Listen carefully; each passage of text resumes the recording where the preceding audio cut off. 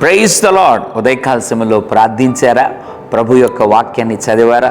ఇంతకీ ప్రార్థించిన నీవు దేవుని బిడ్డలారా, ప్రతిరోజు ఉదయం లేచిన వెంటనే ఏ ప్రార్థన చేయాలో, లేదా మన ప్రార్థనలలో అంశాలలో ఏ అంశము కూడా ఉంచుకుంటే మనకు ఆశీర్వాదకరమో దేవుడు మనకు జ్ఞాపకం చేయాలని ఆశపడుతున్నాడు. బైబిల్లో చాలామంది భక్తులు బలమైన ప్రార్థనలు చేశారు. అందులో ఒక భక్తుడు మోషే.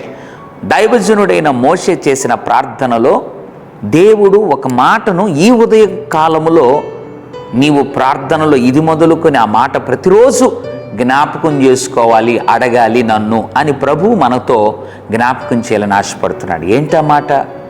కీర్తనల గ్రంథము 90వ అధ్యాయం 14వ వచనం, ఉదయమున నీ కృపతో మమ్మును తృప్తిపరచుము. ఎంత అద్భుతమైన మాట! మోషే ప్రార్థన చేస్తున్నాడు, ప్రభువా ఈ ఉదయం నీ కృపతో మమ్మల్ని తృప్తిపరచు. ఉదయకాల సమయంలో నీ ఉద్యోగాన్ని బట్టో, నీ ఆస్తిని బట్టో, నీ తెలివితేటలను బట్టో, నీ చదువును బట్టో దేనిని బట్టి నువ్వు తృప్తి చెందలేవు. కానీ ప్రతి ఉదయం నీ అనుదిన ప్రార్థనలో ఉదయమున నీ కృపతో మమ్మను తృప్తిపరచు ప్రభువా అని అడగగలిగితే నిశ్చయముగా దేవుడు నీ జీవితంలో ప్రతి ఉదయం తన కృపతో నింపి నిన్ను, నీ బిడలను తృప్తి పరచగలడు. అట్లు ఆయన కృపతో అనుదినం తృప్తి పరచబడుదుముగాక. పరిశుద్ధుడా తండ్రి, నీకు వందనాలు, స్తుతులు, స్తోత్రాలు.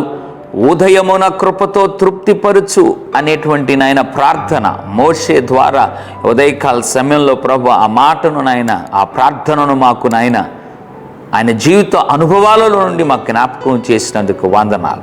మేము కూడా ప్రతి ఉదయం నీ కృప కావాలి, మా పనిపాటుల్లో నీ కృప కావాలి, మా పరిచర్లో నీ కృప కావాలి అని కృప కొరకై, తృప్తిపరిచే కృప కొరకై ప్రార్థించి అట్లు తృప్తిపరచబడే వారిగా చేయమని యేసు నామములో ప్రార్థిస్తున్నాము తండ్రి.